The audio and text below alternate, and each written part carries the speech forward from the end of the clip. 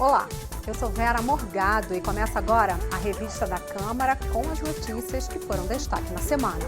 O plenário conclui a votação da medida provisória que permite o financiamento das Santas Casas e dos hospitais filantrópicos com recursos do FGTS. Aprovado, o texto seguiu para o Senado. Na sessão do Congresso Nacional, deputados e senadores aprovaram um remanejamento de quase 19 bilhões de reais em créditos para manter a máquina pública funcionando. Você vai ver também polêmica entre defensores e adversários do projeto da escola sem partido adia novamente a votação do texto para a próxima semana. Comissão externa que acompanhou o caso do vazamento de rejeitos minerais na cidade de Barcarena, no Pará, aprova o relatório final. O documento pede a continuidade das investigações. E a exposição Zumbi e a Consciência Negra, aqui na Câmara, relembra os 130 anos da abolição do trabalho escravo no Brasil.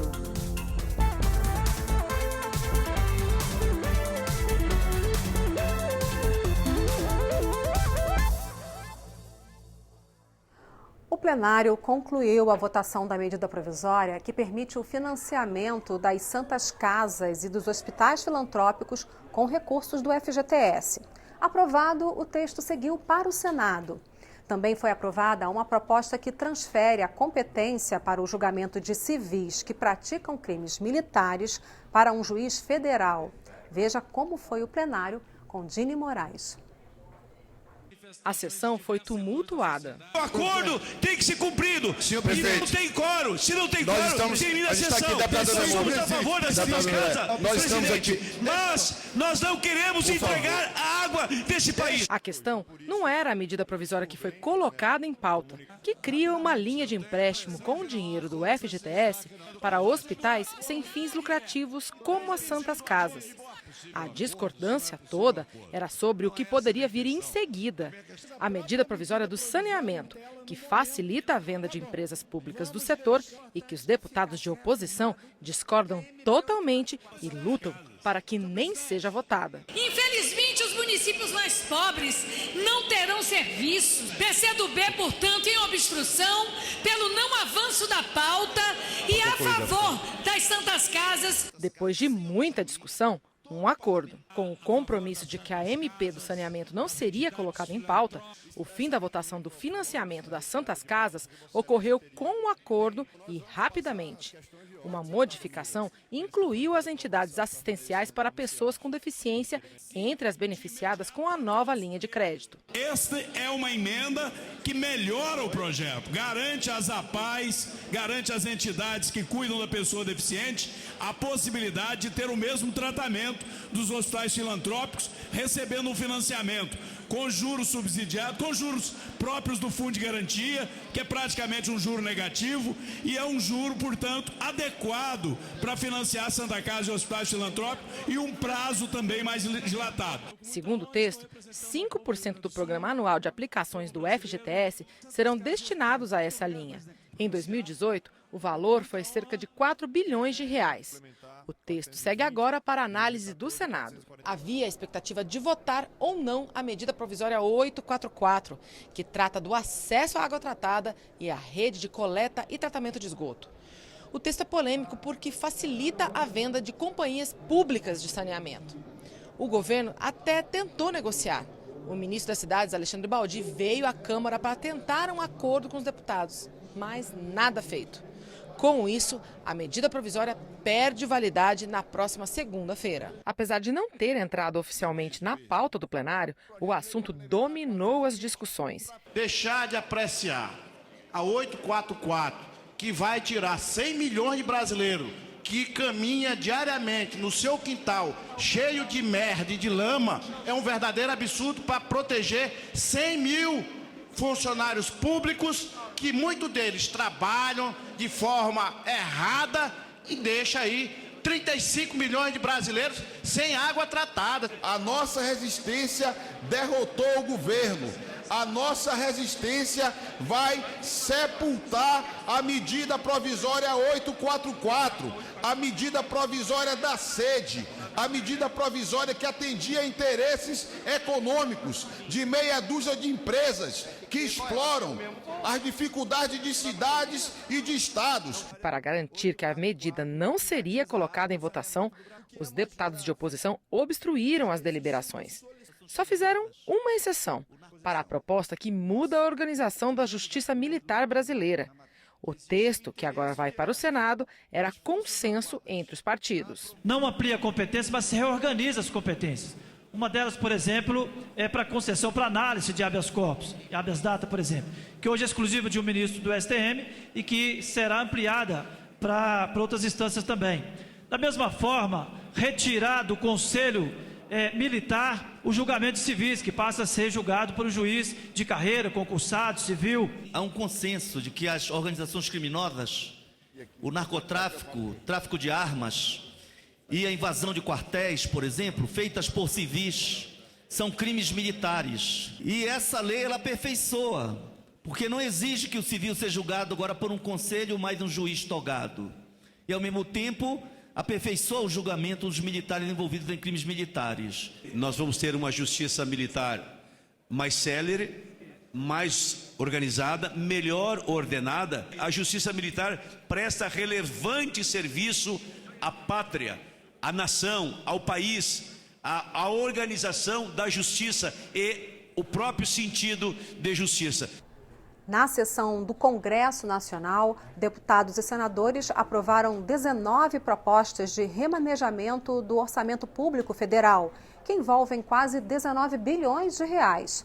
Parte do dinheiro vai para transferências a estados e municípios, para o novo Banco de Desenvolvimento, instituição criada pelo grupo de países que compõe o BRICS, para a segurança pública, incluindo as fronteiras brasileiras, e para capitalizar empresas públicas como a Caixa Econômica Federal e os Correios. Os projetos seguiram para a sanção presidencial. O projeto que institui a chamada Escola Sem Partido movimentou defensores e adversários nos corredores e no local onde houve a reunião da comissão que analisa o tema. Só que a votação do texto acabou adiada mais uma vez.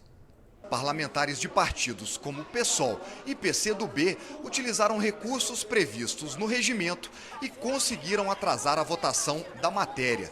Deputados que são favoráveis ao Escola Sem Partido dizem que ele vai livrar as escolas de possíveis influências de correntes ideológicas, religiosas e partidárias. Eles acreditam que o Escola Sem Partido vai ser votado ainda este ano.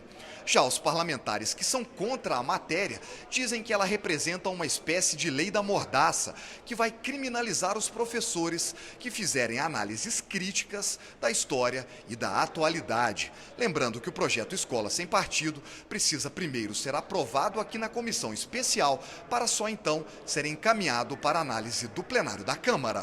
Vamos votar esse parecer até o final dessa legislatura para realmente dar um basta a esses doutrinadores que têm maculado, inclusive, a imagem dos próprios professores. Ela é uma lei desnecessária que, na verdade, o contexto em que está colocado é exatamente um contexto de autoritário e de censura à ação dos professores. Na reta final do ano legislativo, a Comissão de Orçamento do Congresso acelera os trabalhos para decidir sobre as contas do país para 2019. O ministro do Planejamento esteve na comissão para falar sobre gastos na área social. O orçamento de 2019 começa com um buraco de 250 bilhões de reais. Algumas áreas só vão receber todos os recursos que esperam se o Congresso aprovar isso no ano que vem.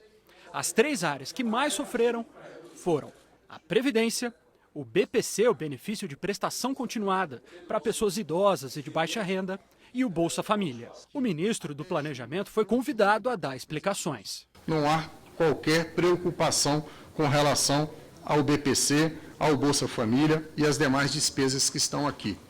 São despesas meritórias, não há qualquer parlamentar que não as entenda como meritórias. Então, são despesas que terão uma aprovação tranquila ou facilitada dentro do Congresso Nacional. Então, isso também foi uma preocupação que nós tivemos. Buscar despesas em que não haja oposição aparente por parte do Congresso. Mais de 17 mil serviços socioassistenciais podem ficar comprometidos em 2019 se a Câmara Federal aprovar a lei orçamentária da forma como ela está colocada hoje. E tem ali justificado que esses recursos estão previstos, mas condicionados. Ou seja, requer que o próximo governo solicite crédito orçamentário para a recomposição deste 50% do corte que está colocado para assistência social em 2019. O orçamento deu mais um passo nesta terça-feira, quando deputados e senadores aprovaram um relatório de receitas. É o relatório de receitas que indica quanto o governo espera arrecadar no ano que vem. De acordo com o próprio ministro, o texto foi elaborado da maneira mais prudente possível. A expectativa do governo é de arrecadar no ano que vem mais de 1 trilhão e 500 bilhões de reais. O projeto de lei do orçamento para 2019 recebeu mais de 9 mil emendas na comissão. A saúde foi a área mais contemplada, seguida por transportes e educação. É o orçamento da União que indica quanto e onde gastar o dinheiro público federal no período de 1 ano. Existem vários tipos de lei orçamentárias. A primeira delas é o Plano Plurianual, o PPA, que elabora um planejamento para o período de 4 anos. Ele é encaminhado pelo Executivo ao Congresso até 31 de agosto do primeiro ano de cada governo. O PPA, depois de aprovado, vale por 4 anos e sua vigência continua até o fim do primeiro ano do próximo governo. O motivo dessa estratégia é promover a continuidade administrativa. Cada PPA de cada governo, seja da época do Fernando Henrique, do Lula, da Dilma, você enxerga lá as diretrizes daquele governo e como vai ser o direcionamento político daquele governo. Ele consegue ter esse papel de expressar o alinhamento, seja ideológico ou político, daquele governante. Com base no PPA, o governo federal envia anualmente ao Congresso, no primeiro semestre, o projeto de uma outra lei, a Lei de Diretrizes Orçamentárias. A LDO define as prioridades que irão nortear a Lei Orçamentária da União, a LOA, conhecida como Orçamento da União. É esse orçamento que indica quanto e onde gastar o dinheiro arrecadado com os impostos no período de 1 ano. Todos os projetos das leis orçamentárias, o PPA, a LDO e a LOA, têm autoria do presidente da República. No Congresso Nacional, eles são alterados e votados, primeiramente na Comissão Mista de Planos, Orçamentos Públicos e Fiscalização, composta por deputados e senadores. Em seguida, os projetos seguem para serem votados em sessão plenária conjunta do Congresso. Depois de aprovado, o projeto do orçamento volta ao Executivo para a sanção pelo presidente, transformando-se em lei. A Comissão de Constituição e Justiça da Câmara aprovou um projeto que proíbe os bancos de concederem financiamentos oficiais a empresas em débito com o Fundo de Garantia por Tempo de Serviço, o FGTS. O relator, deputado Fausto Pinato, do PP de São Paulo, deu parecer pela constitucionalidade do texto, com ajustes apenas de redação. O projeto, que veio do Senado, seguiu para a sanção presidencial. Daqui a pouco, aqui na Revista da Câmara. Comissão externa que acompanhou o caso do vazamento de rejeitos minerais na cidade de Barcarena, no Pará, aprova o relatório final que pede a continuidade das investigações. E a exposição Zumbi e a Consciência Negra aqui na Câmara relembra os 130 anos da abolição do trabalho escravo no Brasil. Eu volto já.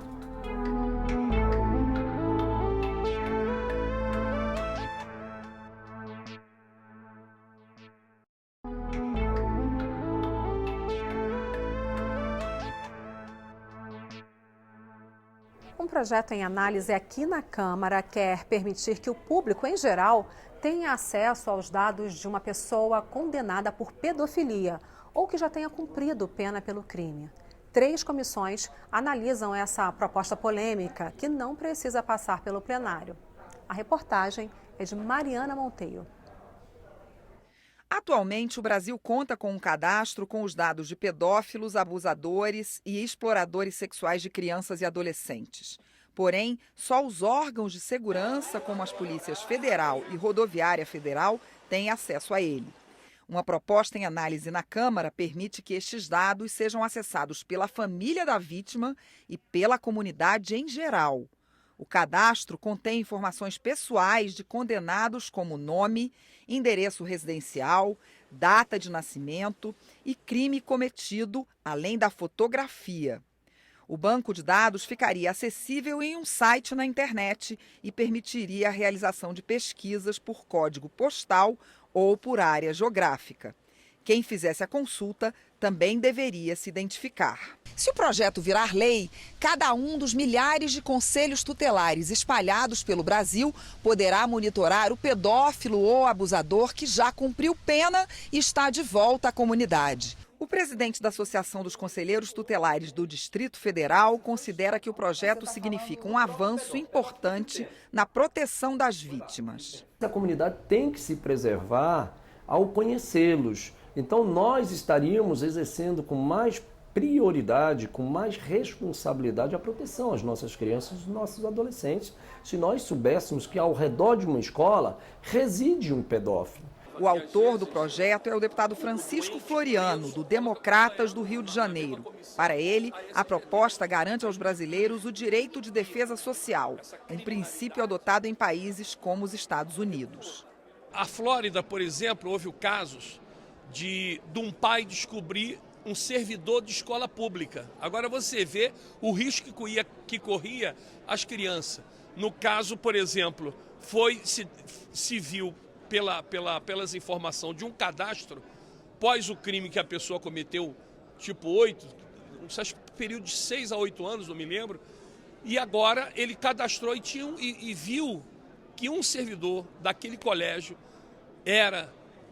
vamos dizer assim, praticava a pedofilia. Mas para a chefe da Delegacia Especial de Proteção à Criança e ao Adolescente do DF, a medida pode não resultar em ações que inibam efetivamente o abuso contra crianças e adolescentes. Isso porque, na maioria dos casos, os abusadores são os próprios pais, padrastos, outros parentes ou vizinhos. E ela acontece em situações em que essas crianças elas são menos observadas, controladas, dirigidas por seus familiares. A delegada lembra ainda que o cadastro aberto poderia dar margem à vingança contra o abusador. Já o presidente da Associação dos Conselheiros Tutelares acha que isso não é problema, porque ao mostrar o rosto do criminoso, o cadastro permitiria a proteção dele também por parte das autoridades. Está pronta para votação no plenário uma proposta que facilita a liberação de pesticidas. Na semana que passou, uma comissão da Câmara tentou aprovar um projeto que trata do mesmo assunto, só que com uma abordagem oposta. A proposta da Política Nacional de Redução de Agrotóxicos nasceu de uma sugestão que veio da sociedade para a Comissão de Legislação Participativa. Cria zonas de uso restrito e zonas livres de agrotóxicos, perto de moradias, escolas e rios, por exemplo. Prevê a revalidação dos registros de agrotóxicos depois de 10 anos e, em seguida, a cada 15 anos. Determina o reexame do registro de produtos que forem banidos em pelo menos 2 países da OCDE, a Organização para a Cooperação e Desenvolvimento Econômico. Proíbe o registro de produtos extremamente tóxicos e incentiva a produção agroecológica, com redução de impostos, crédito mais barato e preferência em compras do governo. A comissão especial que analisa a proposta se reuniu para votar o relatório, mas foi apresentado um voto em separado que altera diversos pontos do texto. O que nós estamos dizendo aqui é que nós precisamos trazer tecnologia nova para continuar essa atividade de escala e também incentivar a agroecologia, a agricultura orgânica, dentro daqueles parâmetros que têm limites, porque hoje a gente sabe que apenas 1% da produção de alimentos no Brasil é da orgânica. No debate, parlamentares de diferentes partidos apontaram riscos nos textos. Enquanto gerar dúvidas por parte da classe médica e da classe científica de que alguns produtos podem sim trazer doenças no futuro para os seres humanos, principalmente aqueles que vivem no Brasil, obviamente nós temos que tomar um certo cuidado. Os deputados acabaram fazendo um pedido de vista conjunta para negociar. o relator está otimista. Quem sabe na quarta-feira que vem, na próxima sessão, a gente já chega a um acordo e de repente avança para a votação desse relatório. Se você quiser, pode votar na enquete sobre a Política Nacional de Agrotóxicos. Ela está no site da Câmara, o www.câmara.leg.br. O número do projeto é 6670 de 2016. Depois de quase 9 meses de investigação, a comissão externa da Câmara, que acompanhou o caso do vazamento de rejeitos minerais na cidade de Barcarena, no Pará, votou o relatório final. O texto aprovado sugere, entre outras medidas, a criação de uma comissão parlamentar de inquérito. O documento ainda aponta falhas e possíveis crimes e pede a continuidade das investigações nos âmbitos civil e criminal. O coordenador dos trabalhos, deputado Edmilson Rodrigues, do PSOL do Pará, aponta uma sucessão de falhas e possíveis crimes que estariam na origem do acidente ambiental que contaminou rios e igarapés da região em fevereiro. Rodrigues recomenda a continuidade das investigações nos âmbitos civil e criminal e sugere também a auditoria do Tribunal de Contas da União, além de mudanças na legislação do licenciamento ambiental. Edmilson Rodrigues pede o aprofundamento das investigações por meio de uma comissão parlamentar de inquérito. Nós já aprovamos a realização de uma CPI. Como agora alguns deputados não foram eleitos, eu vou reapresentar para que possamos não investigar apenas o alumínio, mas caulim, soja. Até hoje você tem várias empresas de mineração, várias empresas de vários tipos de atividades de grande porte sem um licenciamento ambiental, de modo que os riscos são permanentes e o processo de envenenamento das pessoas e do ambiente é constante. Então nós vamos ter que enfrentar o problema. O relatório ajuda muito a cobrar responsabilidades e, mais do que isso, aperfeiçoar as leis e os mecanismos de licenciamento e de fiscalização. A multiprogramação da TV digital completa 10 anos. A tecnologia permite que o espectador acompanhe por emissoras legislativas, no mesmo canal, o debate da agenda pública que mobiliza o país. Veja só como funciona. Em outubro de 2008, foi lançada a multiprogramação na TV digital, iniciativa da Câmara dos Deputados em parceria com a Assembleia Legislativa de São Paulo e o Laboratório de Pesquisas em TV Digital da Universidade Mackenzie. Entraram no ar, em caráter experimental, a TV Câmara, a TV Alesp e a TV Mackenzie. O recurso permite passar em um único canal várias emissoras com programações independentes. Com isso, foi possível criar em 2012 a Rede Legislativa de TV Digital. Um canal é dividido entre TV Câmara, TV Senado, TVs da Assembleia Legislativa e da Câmara Municipal. Câmara e Senado bancam parte dos custos, tornando a operação acessível aos parceiros locais. Hoje estão operando no país 50 canais legislativos com multiprogramação. O sinal alcança mais de 300 cidades entre regiões metropolitanas e interior. E está programada a implantação de mais 74 canais. Assim, a população pode ter acesso pela TV aberta a informações, discussões e votações por meio de emissoras legislativas federais, estaduais e municipais. Por exemplo, em São Paulo podem ser sintonizados no mesmo canal 61, a TV Câmara no subcanal 61.1, a TV Alesp da Assembleia Legislativa no 61.2, a TV Senado no subcanal 61.3 e a TV Câmara Municipal no 61.4. Com o desligamento da TV analógica, a gente vê o interesse muito grande, dos nossos parceiros em investir nos equipamentos. Então eu acho que a gente vai conseguir, dentro de 2, 3 anos, atingir uma boa parte da população, quem sabe uns 80% da população brasileira.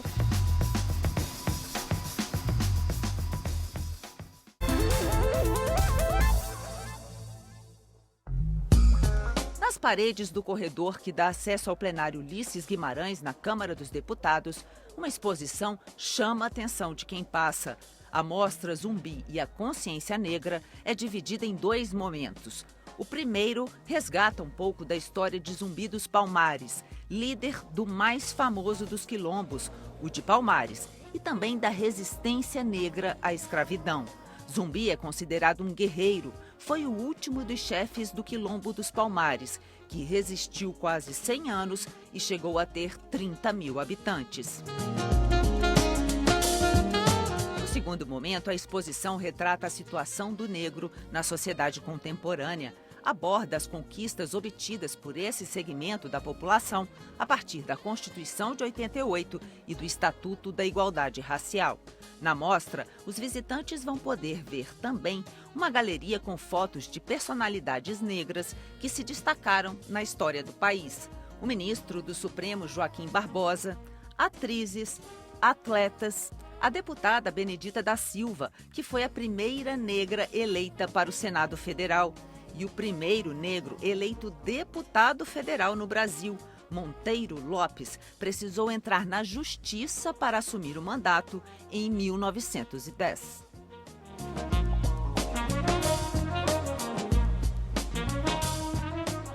O curador da exposição, o historiador Ricardo Oriá, explica que a mostra também quer reafirmar o 20 de novembro como o Dia Nacional da Consciência Negra, em alusão ao dia da morte de Zumbi dos Palmares. Isso em contraposição ao 13 de maio, data em que é comemorada a abolição da escravatura no Brasil.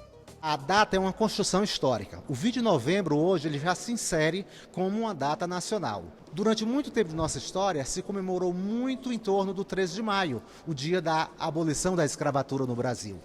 O 20 de novembro traz uma perspectiva diferente, ao resgatar a participação do negro na própria história do nosso país.